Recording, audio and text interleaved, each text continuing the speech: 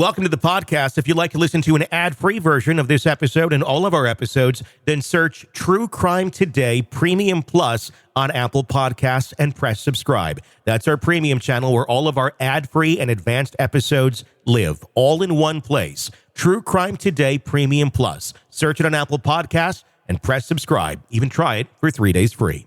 Innocence died with the first shovel of dirt. Welcome to Hidden Killers with Tony Bruschi, featuring retired FBI Special Agent Jennifer Coffindaffer.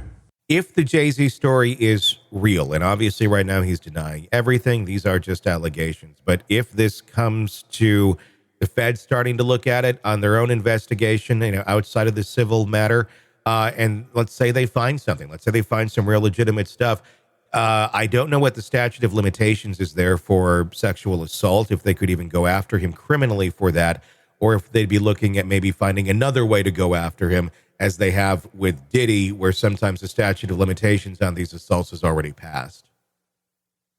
Right. So, of course, the statute of limitation issue with Diddy was sort of washed away because of the RICO charge, which makes the last deed that he did, that's where your statute of limitations starts. So everything in advance of that, you get to pick up. But I don't know that they have any information about Jay-Z running some sort of criminal enterprise, or if they'd even go that far.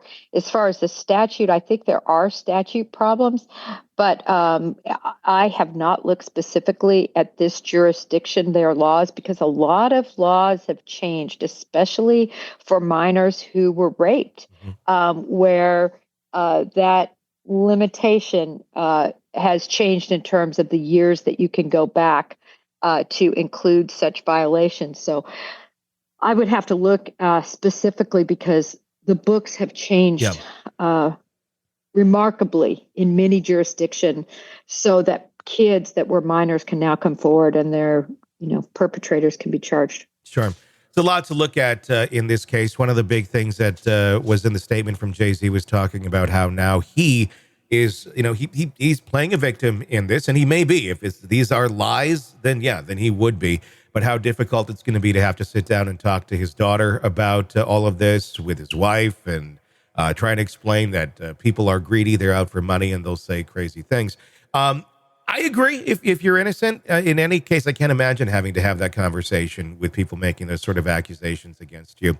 But I think there's also facts here in the world that maybe should also be explained. Like, I don't know, why was Daddy out touring and making albums with R. Kelly after we had already seen that video be released of him with the child in his home with the Soul Train Award in the background? Of course, he was acquitted of that, but anyone with a brain knew what was going on there. We knew that he was not a good person. And this tour, those albums, they all happened after that, on the kind of early 2000s, late 90s resurgence of R. Kelly. Jay-Z thought it'd be appropriate to do business with someone like that. Of course, you can argue, record companies, you're going to do this, you're going to do that, this will be great, it's all for money. And you just kind of put morals aside and you're taking the cash route. I think that should probably also be explained too, because Jay-Z does have a history of surrounding himself with people who clearly have problems with predatory behavior against children.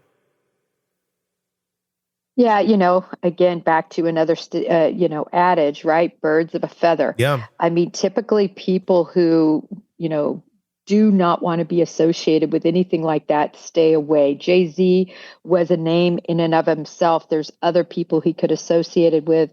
And, I posted a video, actually, of Beyonce's sister sort of beating up Jay-Z in this elevator and this whole domestic violence confrontation. And I'm not sure I got my point across, but my point really was that there were all sorts of issues, I think, from a domestic situation with Jay-Z dating way back, his loyalty to Beyonce and so on and so forth.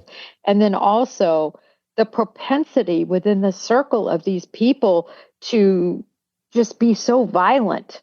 It's just interesting, because I think for many of us, that's just not how we run our households and our way of managing issues in our lives.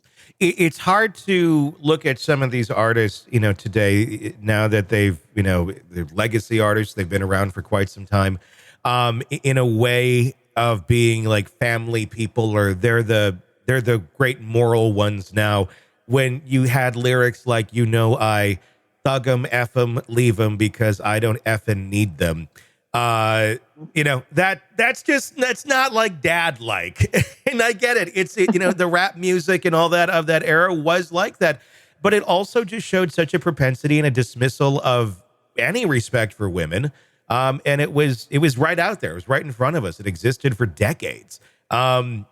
It's not a good image. I think, it's one of those things where at the moment in time, it worked for the music, but I think looking back, it doesn't age very well.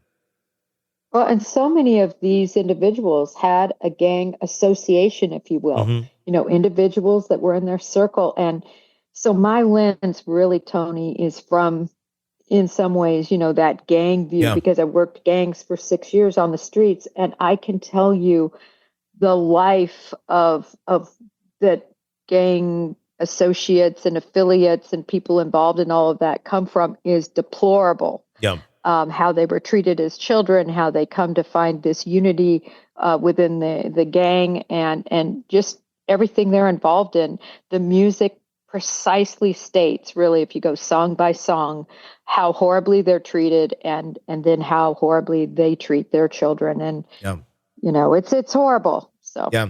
It's what the cycle is. Isn't it kind of funny at the end of the day, 30 years later, we've seen the life of all these people, and the purest, most ready for prime time, and literally you can have a doll now on your step or on your mantle. Snoop Dogg, Snoop on the Stoop, and Snoop Dogg is the family man of all of this. After we look at all the characters in this, he's cooking with Martha Stewart, and literally, part of just mainstream life, and is the person that is saying, I don't want to be about any of that anymore. That was bad. That was foolish. I'm about love.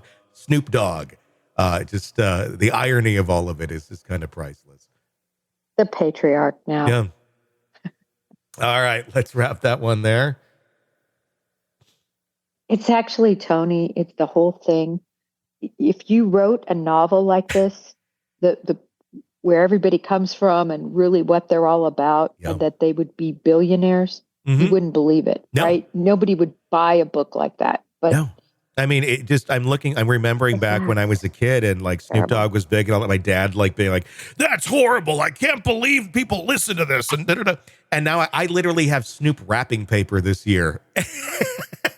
Oh my gosh! Yeah, and it's like and my daughter got a Snoop on the Stoop, which is like literally like an elf on the shelf, and I have a Martha on the mantle as well. So we have Snoop and Martha on our mantle above our fireplace.